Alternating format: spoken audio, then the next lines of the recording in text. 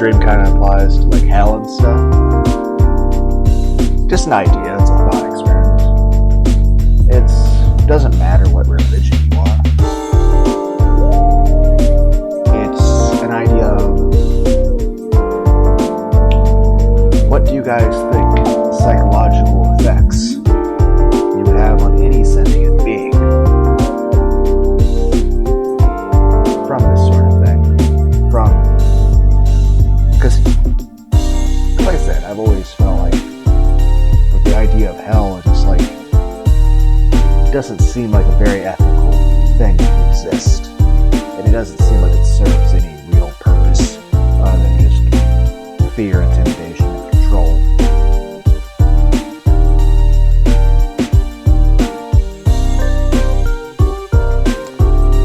But here's a thought: a field of blenders.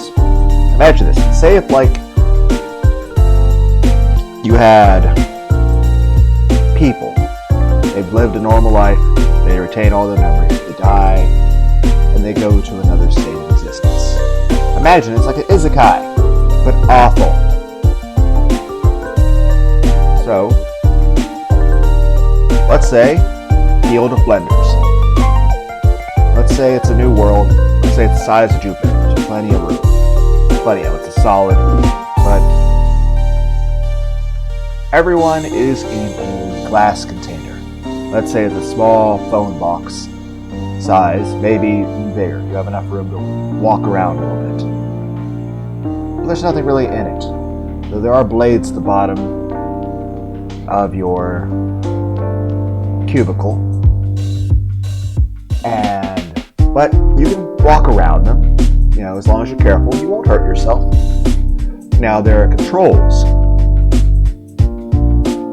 on the side of your cubicle, and all the walls of your cubicle are transparent. You're also naked inside your cubicle.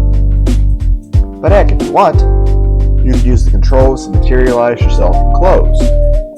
You can wear whatever you want. You can even put a little emoji on the outside of your cubicle. Now everyone can see into your cubicle, and even the emoji will be semi-transparent. You know, you can only put one, and yeah, so it's not like it would even cover up your cubicle anyway. But you can wear clothes you want. Heck, you can even style your hair, all that. No makeup though. No one gets makeup. But you can have like hair looking like a Super Saiyan if you want.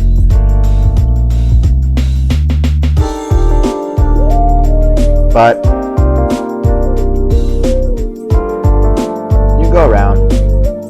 There's little joystick controls, so you can move your cubicle around. You also have a GPS system. You can even enter in a search to find people.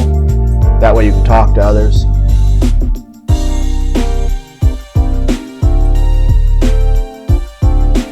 And you can go search everyone out.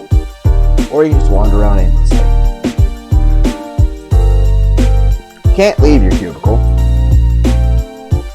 And you can't physically interact. I mean, even if you wanted to, you can't ram into another person's cubicle, and they can't ram into yours.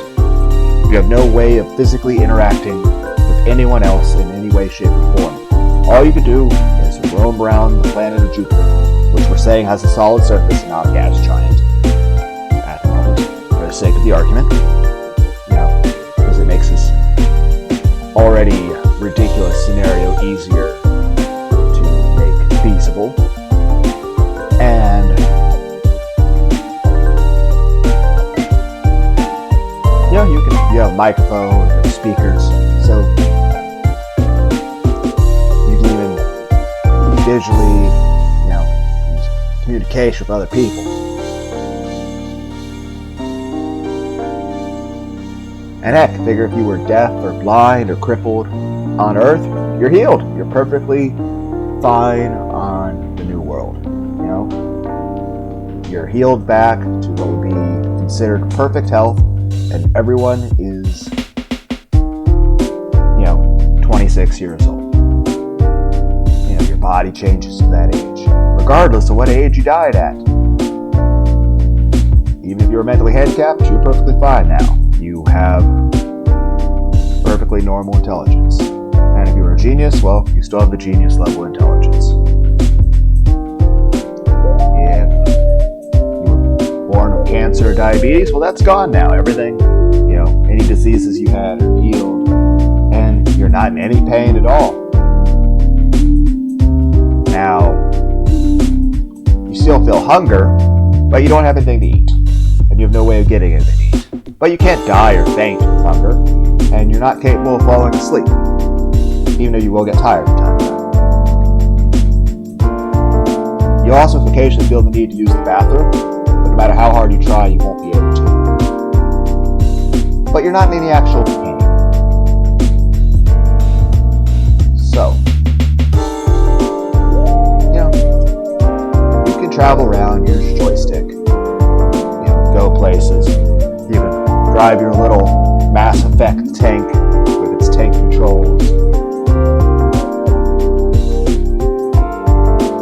But no matter what you do, even if you were to somehow flip it over, like I said, it's not going to flip over. If you could, it would flip itself back over.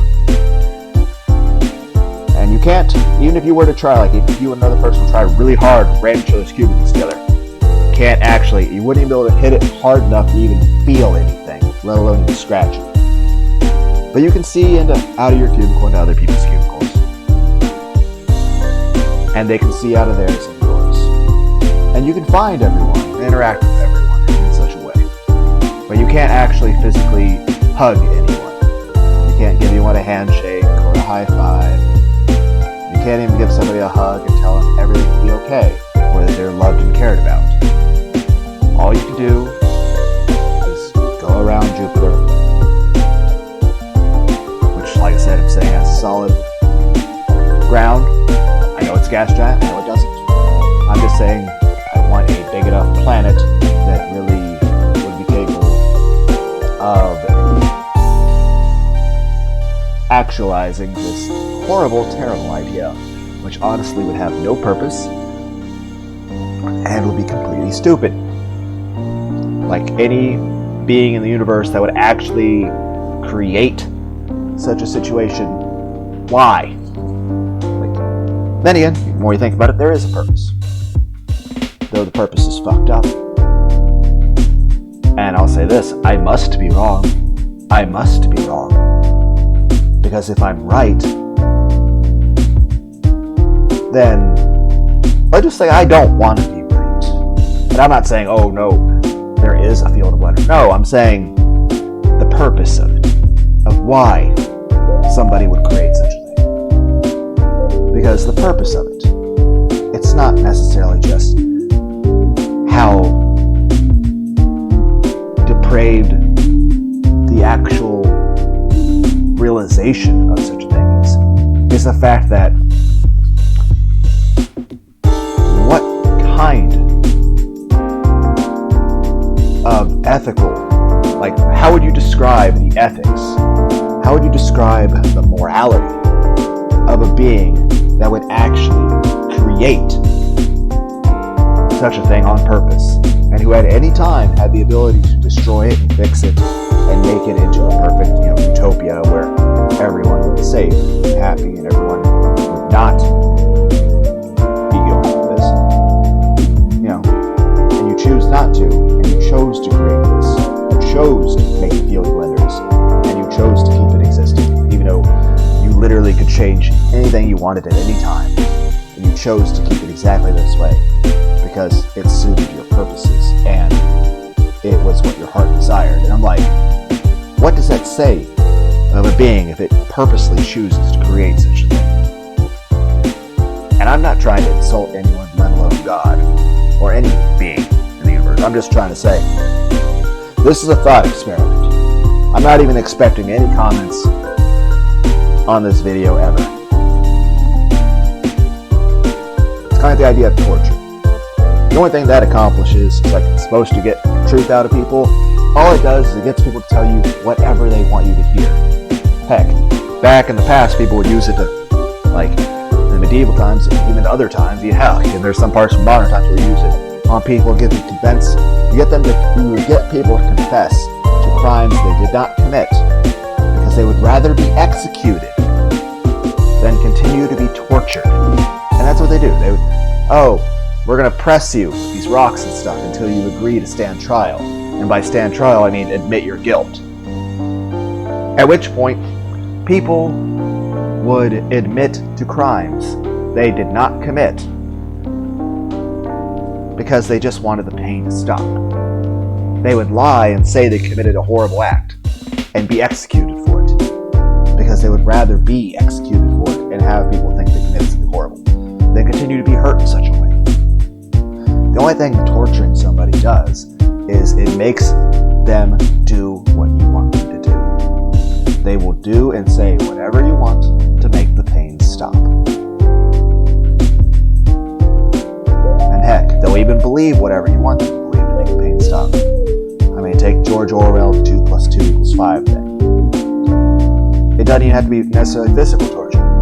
You tell somebody something enough over and over and over again, even if you use no physical means of pain,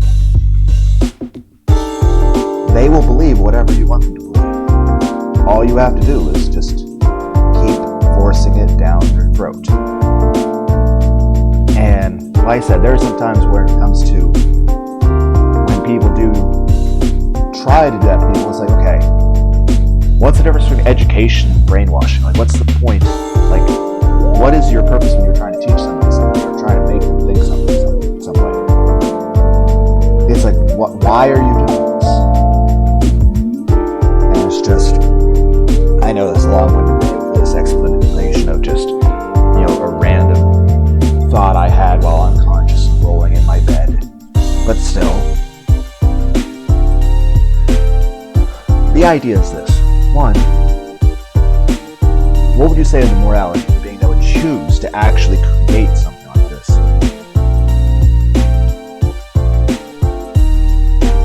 And I'm a person who is a strong advocate that, people need hugs. People need affection. They need respect. They need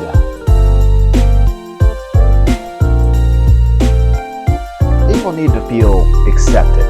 They need to feel that they're cared about. People need to feel that they're wanted. That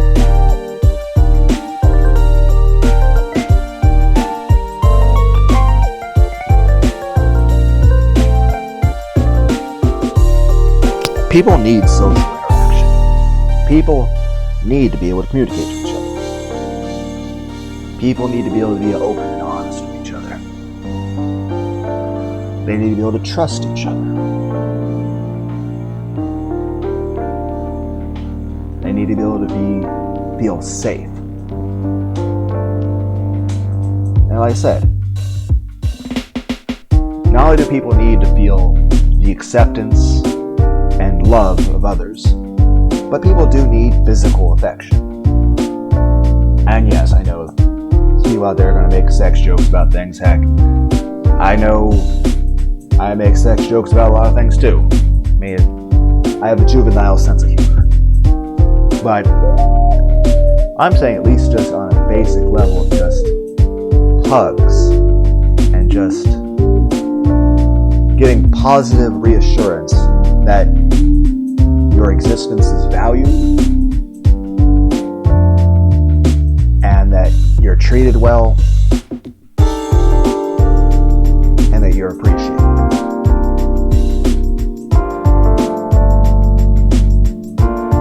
Because the opposite end of that is either no physical contact with anyone, being constantly told that you're filthy and disgusting and that you're worthless, that you're hated.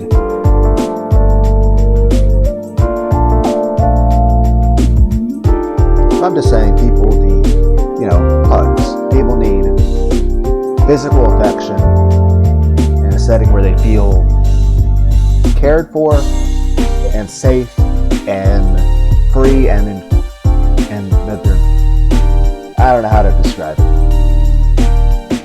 Main point I'm just saying is feel that for good psychological health for a human being, or any sentient being, you need physical interaction with people, and you need it to feel safe. And yes, some amount of pain is necessary in the world. I mean, people that don't have any sense of pain either don't develop a sense of empathy for others, or they wind up not protecting themselves. Like a person who doesn't feel pain will wind up actually burning their hand and not notice till they start smelling something, and at which point they have a burn so bad that it's permanent damage, and then you might get infected and die. It's an incentive for us not to get hurt, for us to preserve the physical integrity of these bodies. You know, that way if you're cooking some tea and you actually touch the wrong part of the pot, you're like, ah! And you lift your finger away really fast. And, okay, at most you might feel a little bit of pain for a few seconds, but you're not going to leave any marks on your hand. And you're like, okay, I felt the pain immediately. I reached my arm back, and that way I didn't suffer any damage. And I don't feel any pain after, at most, if it was super hot, you maybe run your hand under a little bit of cool water, and maybe it feels a little sore for 10 minutes. But then you're back right as rain. In the end, the motivation and psychology behind that is just, to keep us alive, to make us not feel worse pain. I mean, but it's just, I don't know. The idea of hell just doesn't seem like what's the purpose other than to scare and intimidate people into obedience? And I'm not just saying from the perspective of a church using it to scare the people, especially back in times of even medieval and Renaissance times, where at that point, the church and the government were the same thing. You could find the church, the government would come kill you. You could find the government, the church come kill you. They work together. It's one of the purposes of modern era. It's church and state supposed to be separate. Because a lot of times that just led to a lot of corruption. But I believe in God. It's just there are a lot of things in the Bible that I don't agree with, or I feel don't make sense, or just are just and I made a video about this in the Rammstein playlist. It's I think I used a picture of Ozgus in it. I was originally supposed to be a thing where I was trying to sing Miracle Man by Ozzy Osbourne, and I just got a little off topic. So, but the idea of the field of blenders is this: you can't physically interact with anybody anyway, but you can move around the world. There's no real scenery or anything to see out there. There's nothing of value in your cubicle. There's nothing of value outside your cubicle. There's other people in cubicles. You can look at them. You can talk to them through the speakers and microphones. You can hear and talk to each other. You can communicate. And you can see into their blender. You can see into their cubicle. Like I said, as long as you're careful, you can walk around the blades at the bottom of your cubicle. It's fine. It maybe curves in a little bit toward the bottom, but it's fine. There's enough room, you can walk around. No issue. However, every day, there is a 5% chance that your blender will turn on. And you can imagine what would happen if a person was inside a blender. Especially if it was a very big one.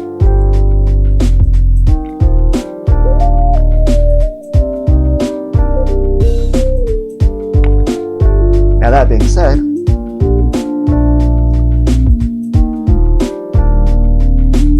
the same is true of everyone else in their blenders.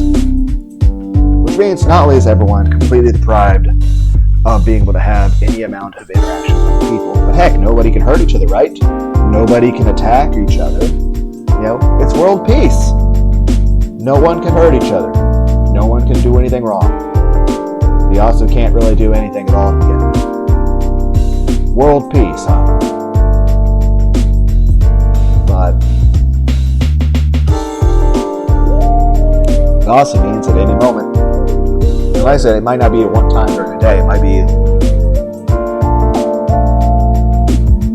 every day there's a 5% chance that your blender will turn on. And if that day is your day, then what will happen is that completely at random, sometime in those 24 hours, and keep in mind you're awake at all 24 hours, or you're asleep, I don't know, you can change the scenario. It's kind of like those creepypastas that start with just a picture, and people can change it up, add things to it, take things from it, change it however you want. This is just a fucking fictional scenario of bullshit that I hope never actually exists in any way. But it's kind of like the bathrooms just start with a picture of an office, and now it's a full-blown story with even video games about it. I think there's two mobile games called Liminal and one called Liminal Phobia. But it's just, and let's say at any time there's a 5% chance your blender will turn on.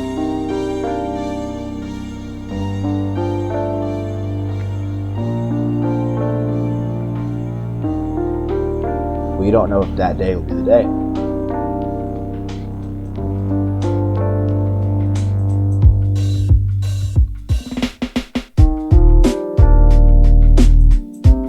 And if it is a day, it could be just random. What time of day it would happen. That means anytime when you're talking to somebody, and heck, you could also do it where an hour before it happens, your controls to your blender become intangible and your hand passes through them. After all, we don't want the blender to any way to damage your controls, right? So all of a sudden, if you can't touch your joystick, or you're like, oh shit, I got an hour until it happens, or less, depending on when the last time you touched your control panel was. Now here's the idea. Everyone has PTSD, and everyone is hug deprived. No one can actually hurt each other, and we have world peace. And everyone has eternal life and in perfect health. Everyone's in perfect health, eternal life, no one can hurt each other.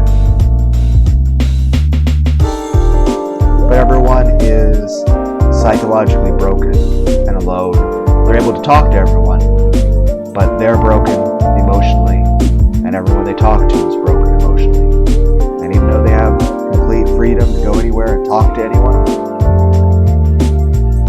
they feel completely alone and isolated, and as if their existence has no purpose.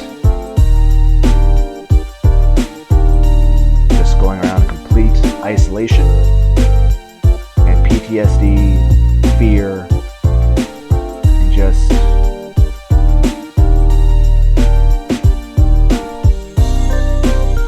and then of course, at any time, and maybe it won't go into it, but heck, your body's gonna come back afterward. No reason why your control panel couldn't be fixed too. They can just be random, and all of a sudden it's like you hear the machine start to worry, like, oh shit. And here's the thing, if you're around other people, you don't know whose it is. So it could be yours, and all of a sudden, you could just start your blender to start grinding you up, tearing the blades start moving.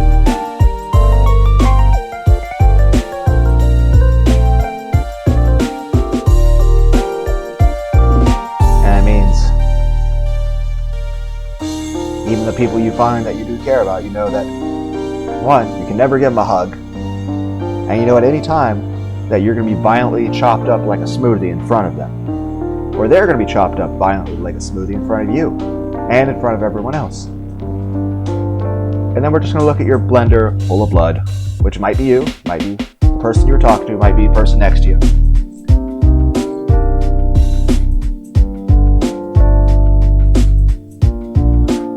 And then 8 hours later, you're perfectly healed and back to normal. But that doesn't give you a grace period on your random chance of blender turning on.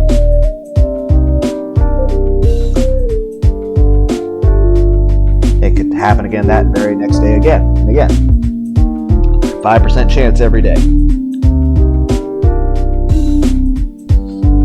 Like I said, you guys can change the rules of this however you want. I know this could potentially be used as creepypasta. Maybe somebody who has a more coherent way of putting words together and maybe actually try to order a fucking script rather than just waking up from a nap, taking a piss, and then turning on his computer to just record my random rambling thoughts. Somebody could actually probably order this into an actual proper creepypasta and actually make a dramatical first-person point of view thing. I mean, heck, somebody did a How to Survive Hell video, and it's basically just an over-dramatization of the video game Rust from Steam. But the main thing I'm trying to say is this. Aside from what it would mean about the morality of such a being that would create a scenario like that, what would be the purpose of it? What would be the psychology that it would have, psychological effect it would have on the people that are wandering around in those blenders? What would be the purpose? I mean, heck, even if you went around telling people, hey, do this or this will happen. I mean, it's a means of use of fear and control. Well, let's just say, what if there was no differentiation? What if this is exactly what happened to everyone, regardless of faith, regardless of goodness or evil, regardless of anything you ever did, regardless of what age you died at? I mean, you could have been as young as possible or as old as possible. And even if you were physically handicapped beforehand, guess what? You're healed back to full health. Not that it's really going to be of any benefit. And you're able to freely move around and talk to everyone. But you can't hug anybody. You can't, embrace somebody close and like, hey, everything will be okay, man. You can't give somebody a hug. It's a world devoid of love and affection and just even trust. Because even then, even if there weren't the blenders killing everybody and it was just the cubicles, imagine what would happen one day if all the cubicles fell down. On the one hand, it'd be amazing for people's ability to interact with each other. On the other hand, psychologically, even if you'd lived a normal life on Earth, you would be too broken inside to be able to properly function with your fellow man. Everybody would just be a broken shell of a person, and we'd all be having psychotic breaks.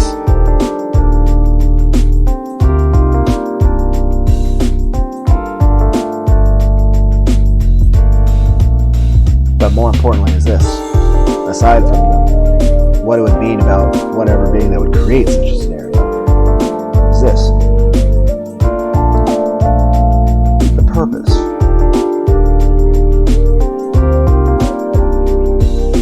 The psychological effect it would have on the people in the blenders. In the end, there would be no positive effect whatsoever, at least from my barometer. However, I imagine if any being were to actually properly create this scenario and make it real, they would have a different set of standards than me. After all, I'd be a terrible person if I had infinite power.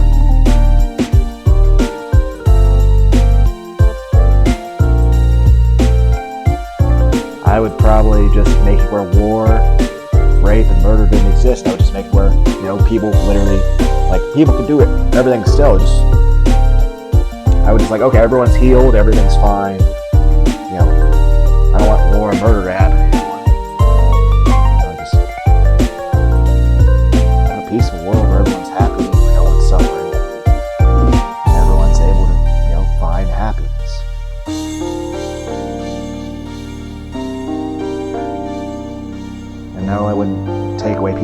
me to feel, anger or sadness or fear, but I wouldn't do anything to cause it either.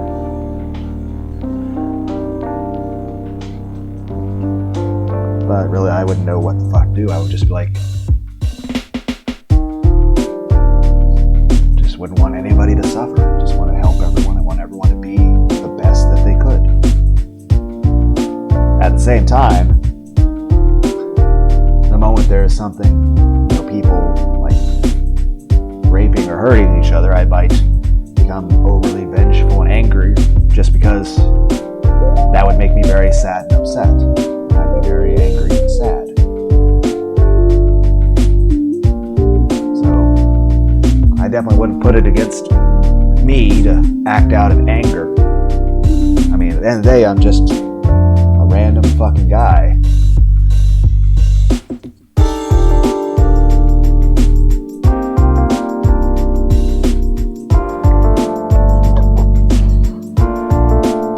But I'm just saying the psychological effect that would have on people, the purpose of such a place. At the end of the day, you create demons. That's what it does. That's the purpose of hell. It creates demons.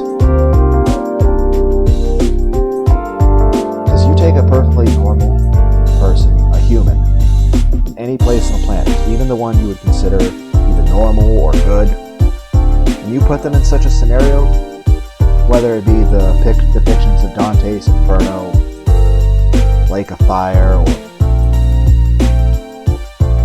or the Field of Blenders, you put a person, a sentient being,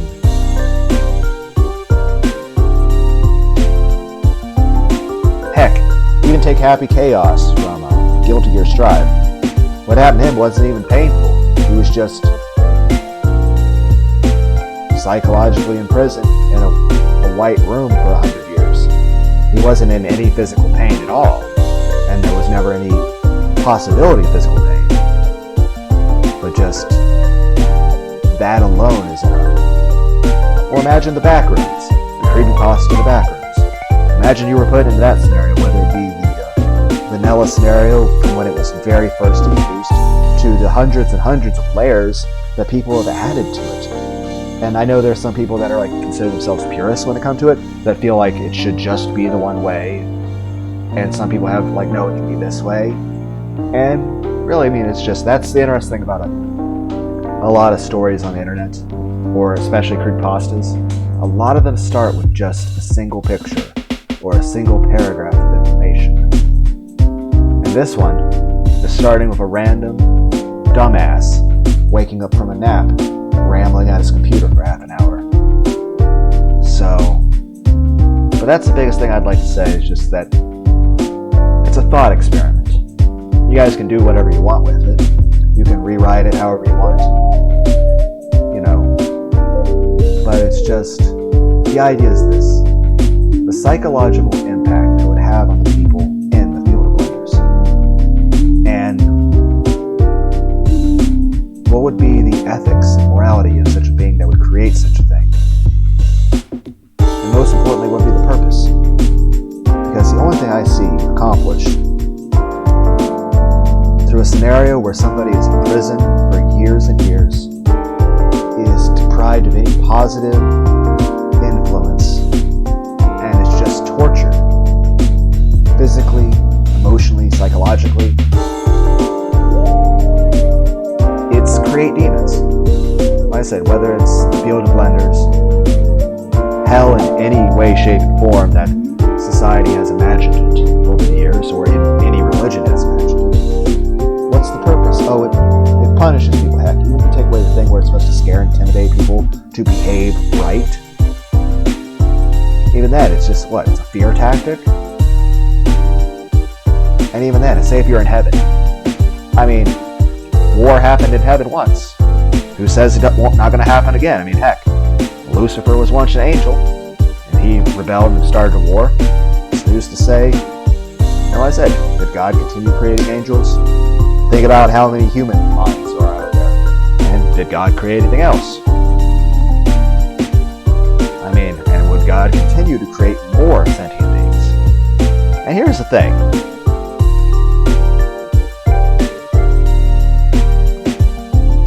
What is actual existence? I think I already made another video about this, I think it was one of the Isaac videos where I started talking about Markiplier and Five Nights at Freddy's. I started making a comparison about, is the existence of being an angel pleasant? Because there's multiple times where it mentions where angels either take the forms of humans, or take the forms of the biblical angel interpretations, or, rebel, and I'm like, what is the state of their existence that they would rather be a human? What does it mean of the state of their existence and what life is like for them that they'd even be willing to rebel in the first place? After all, it's supposed to be heaven, right? It's supposed to be utopia. So what the hell would drive somebody to fight against it? And say if you were in a heaven and you could see down into a hell type situation. At that point, what purpose does that serve other than just to terrorize and scare everyone in heaven to continue obeying? Saying, hey, no matter what's going on here, you could be there. You can still be kicked out. Just because we let you in doesn't mean you get to stay here.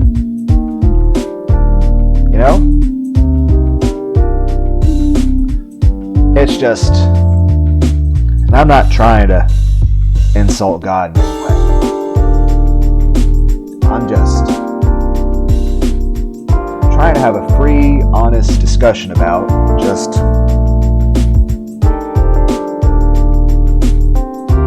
how is this ethical in any way? No matter how you look at it, how is it ethical in any way? How is there any goodness to it?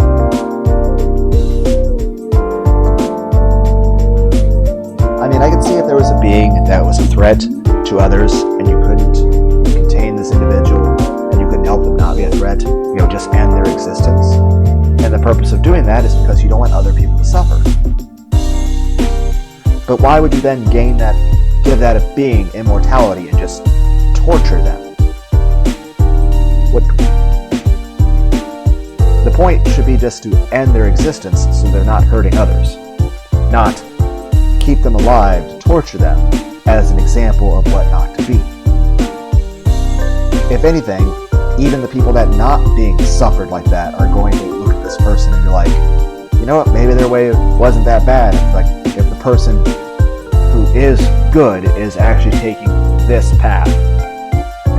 So if anything, it should be having the opposite effect, especially if it's meant to be used as a means of fear and control. I mean, I'd imagine it would cause the opposite. It would cause rebellion. It would cause anger and people to disobey. Because why would you want to obey something that would do such a thing? Except, out of absolute fear and terror. I mean, heck, there's a lot of times in the world, like we go to jobs we don't really enjoy. Even if we really don't want to do it, because at the end of the day it pays the rent. And at the end of the day, it's like, yeah, no one's forcing you to do the job. At the same time, you're like, I'd rather not be poor or homeless or in prison or starving or not be able to pay medical bills.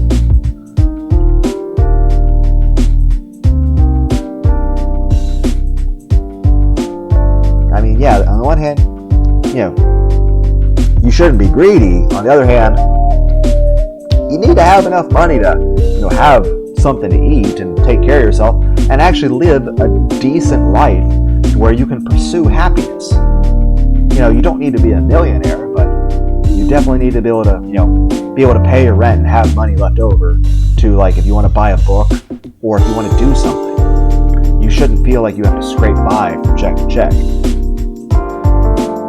I'm getting off topic, and it's weird because the topic's hell and a field of blenders. You think that topic would be enough to keep me talking about it. Then again, this is 40 minutes in, I should end this. Main point I was trying to say is this thought experiment.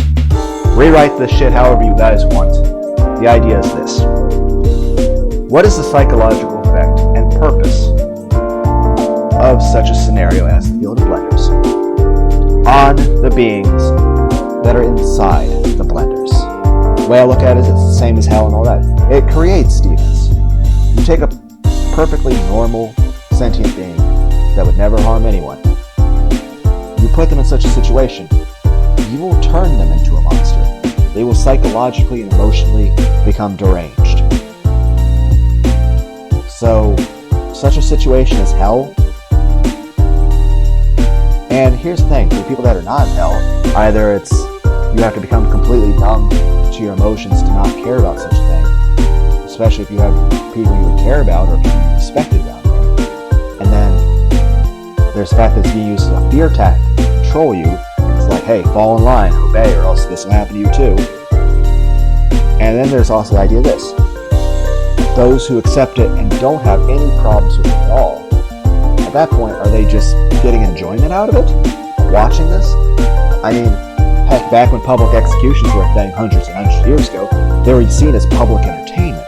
People would go there and have picnics with their families, and they would just gather around and watch it. And it doesn't matter whether it's the French guillotine, the witch trials,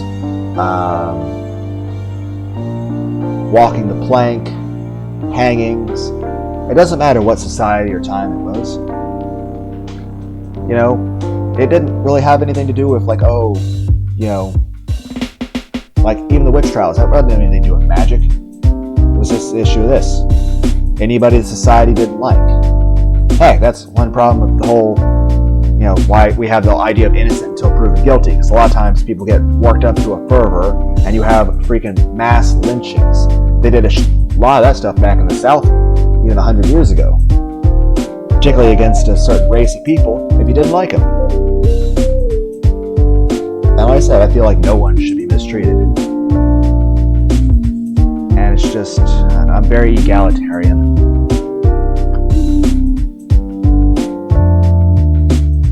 But I just feel everyone should be treated with kindness.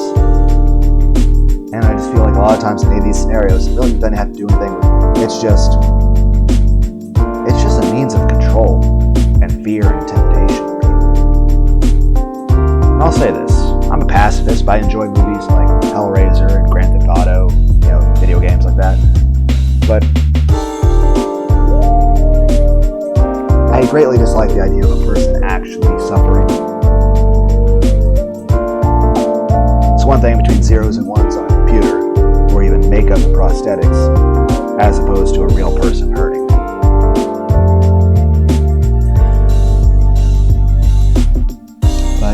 Any of these societies where like people were being burned at the stake and stuff, really didn't have to do anything. It was just an issue of fear and control.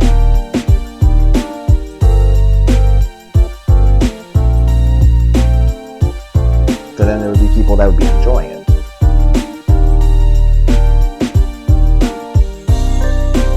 Heck, there would be times where there would be people in some of those situations that would pretend to enjoy it, out of fear that if they don't pretend they're enjoying it, that they're going to be next. To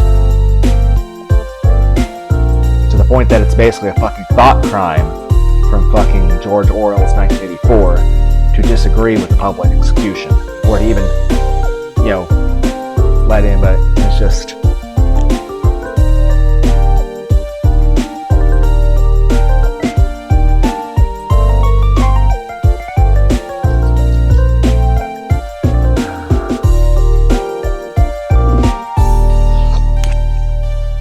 That's another thing, like, I think System Down did a song, prison song, back in the early 90s, talking about, like, the prison population, like, percentage of Americans in the prison population has doubled since 1985, and that song came out in the early 90s.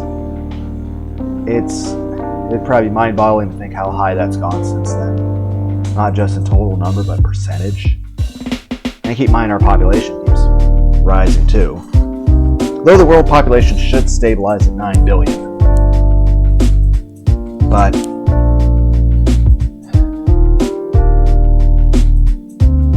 it's just, and you also look at the statistics of what percentage of people are in prisons for that are actually innocent, that were actually found later to be innocent of their crime, and what percentage of people are like in there for like minor things like smoking marijuana. And of course they get introduced to more violent situations. only from the effects of being in such a situation, but now they can't really get a job very much afterward. So just because they smoke some pot, well, now they go to prison, get beaten by gangs in prison, and then come out and can't get a job. Are basically screwed over financially. Everyone looks down on that. It's just,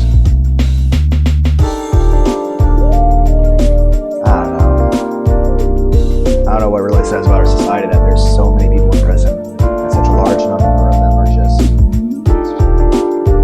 and then also what percentage are innocent, what percentage are getting high, jail terms or, prison sentences for minor things like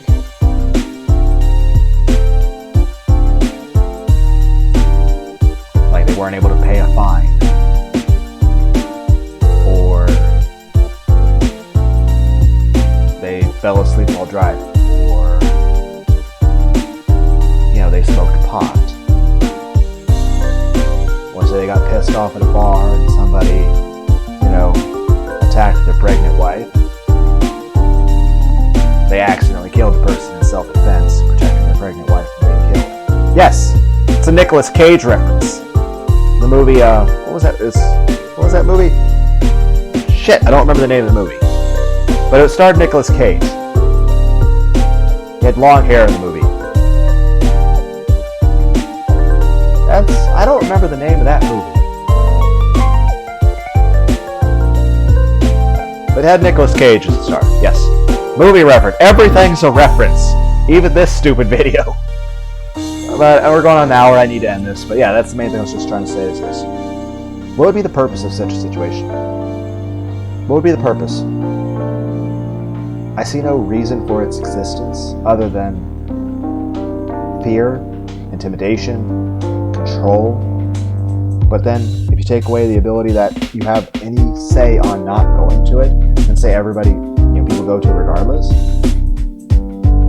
then it's to create demons. Because like I say, whether it's Dante's Inferno, or the other depictions that are actually in the Bible, or, the Field of Blenders, the only effect it would really have is you would create demons. You would take perfectly normal, safe, psychologically healthy, sentient beings, perfectly happy, peaceful people, and you would turn them into monsters. You would create demons. Now, that's just my random thought. But yeah,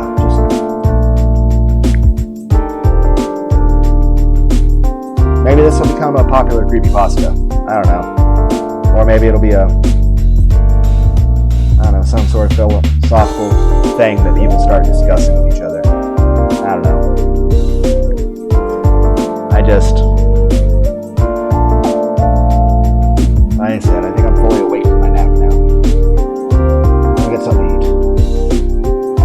I think I'll make a bowl of life cereals and milk, and then try to play Thumper. I'm at level 9. I think I'll be recording part 31 here in a moment. So I'm gonna eat some cereal first. I'm kinda hungry. I'm fully awake now. Bye. And I hope everyone had a wonderful day. And that being said, I hope you all know that you are loved and you're special. And every one of you is amazing. And I know how hard it is for you guys to keep going. Deal with things that are going on in your own individual lives. Just know that you guys are awesome and never give up on yourselves. And I just want all of you to be kind to each other and love one another. Just love yourself, be kind to yourself, love one another, be kind to